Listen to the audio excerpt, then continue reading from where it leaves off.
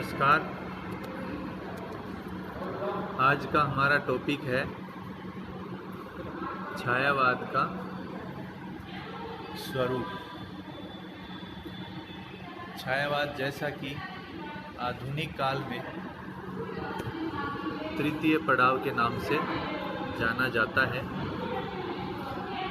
हिंदी साहित्य के रोमांटिक उत्थान की वह काव्य धारा है जो लगभग 1918 से 1936 तक अनवरत रूप से प्रवाहित होती रही।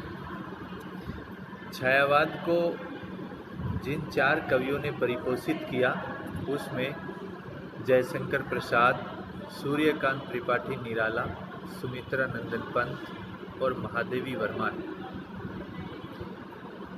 वैसे देखा जाए तो छायावाद का जो नामकरण है या छायावाद शब्द का सर्वप्रथम प्रयोग है वो मुकुटधर पांडे के द्वारा किया गया। मुकुटधर पांडे ने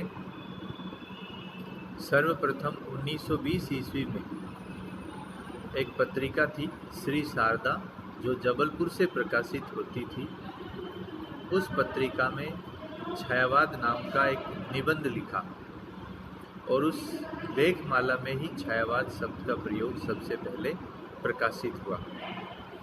मुकुटधर पांडे द्वारा उनकी जो कविता थी वो कुररी के प्रति छायावाद की प्रथम कविता मानी जाती है। छायावाद में सर्वप्रथम जो साहित्यिक रूप से छाया देखी गई वह द्विवेदी युग के पश्चात एक नई काव्य धारा के रूप में थी। द्विवेदी युग की कविता उपदेशात्मक और इतिवृत्तात्मक थी जिससे थोड़ी सी नीरस हो गई थी, और छायावाद में इसके विरुद्ध विद्रोह करते हुए एक कल्पना प्रधान, एक भाव प्रधान और एक अनुभूतिपरक कविता सृजित हुई और उसी का नाम छायावाद पड़ा। छायावादी कविता में भाषा और भाव के स्तर पर अपने दौर के बंगला के सुप्रसिद्ध कवि और नोबेल पुरस्कार विजेता रविंद्रनाथ ठाकुर के गीतांजलि काव्य या उनके विचारों से अधिक प्रभावित था। साहित्य जगत में छायावाद जो है वो बौद्ध दर्शन और सूफी दर्शन का सार्वभौमिक एक विकास काल कह सकते हैं, लेकिन इसमें जो सांस्कृतिक और साहित्यिक आवरण दिखाई दिया, सांस्कृतिक और साहित्यिक जो जागरण दिखाई दिया, वह इस काव्य की परिधि में विस्तृत विकास को प्राप्त कर सका।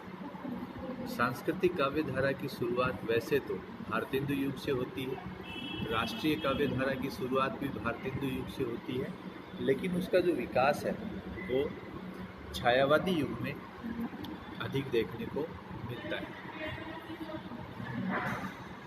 वस्तुतः हम ये देखते हैं कि छायावाद जो है इसकी परिभाषा अलग अलग विद्वानों ने अलग अलग रूप में दी। जैसे डॉक्टर नगेंद्र को हम लेते हैं कि छायावाद स्थूल के प्रति सूक्ष्म का विद्रोह है।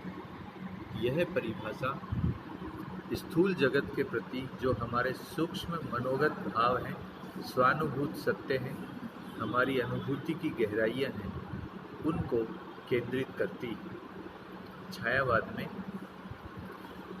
समय काल परिस्थिति की दृष्टि से देखा जाए तो हम यह देखते हैं कि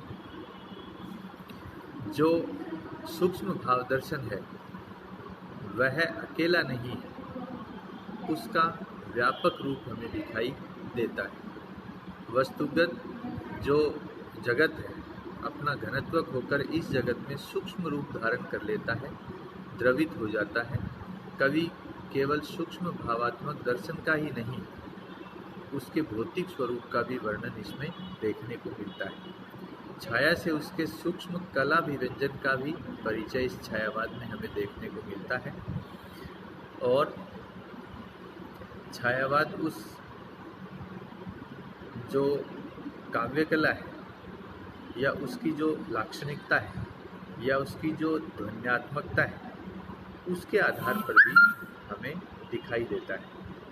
छायावादी साहित्य भाव पक्ष और कला पक्ष दोनों दृष्टिकोण से अत्यंत उत्कृष्ट है। छायावाद में विषय वस्तु ऐतिहासिक, सांस्कृतिक और सामाजिक रहते हुए वर्तमान जो प्रासंगिकता है उसको प्रासंगिक रूप से प्रस्तुत करती है, अपने में संजोए रखती है। द्विवेदी युग में कविता का जो ढांचा पद्य का था और वह छायावाद में धीरे धीरे एक मुक्त कविता, जैसा आप सभी को पता है कि छायावाद में ही महाकवि निराला ने कविता को छंद के बंधन से मुक्त किया। सर्वप्रथम हिंदी साहित्य में कविता को छंदों से मुक्त करने का श्रेय निराला को जाता है। निराला ने कहा कि जिस प्रकार मनुष्य की मुक्ति कर्मों के बंधन से छुटकारा पाने में है, उसी प्रकार कविता की मुक्ति छंदों के बंधन से मुक्त हो जाने में है, छंदों के शास्त्र से अलग हो जाने में। इस प्रकार हम देखते हैं कि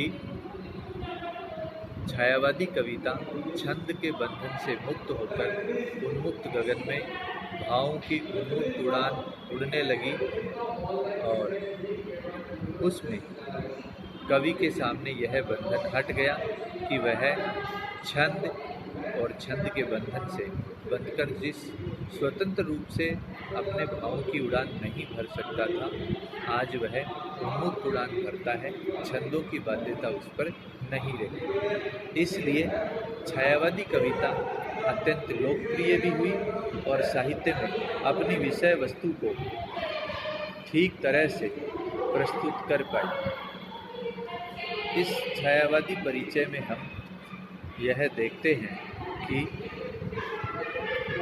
छायावादी कविता जयशंकर प्रसाद से शुरू होकर निराला की उस जो अत्यंत ही मानवतावादी दृष्टिकोण रखते हैं, उसके धरातल से निकलकर पंत जी के प्राकृतिक सौंदर्य की मनोरम छटाओं से, प्राकृतिक मनोरम दृश्यों से होकर गुजरती है और अंत में महादेवी के रहस्य में वह एक प्रकार से गूढ़ अर्थ को व्यक्त करती है। तो हम यह देखते हैं कि चारों ही स्तंभ कवि जो है, इन्होंने सूक्ष्म रूप से, भौतिक रूप से, मानवीय रूप से, सामाजिक रूप से, प्रत्येक दृष्टिकोण से इनका विवेचन किया है और छायावाद के स्वरूप को इन्होंने पूर्ण रूप से व्यक्त किया है। धन्यवाद।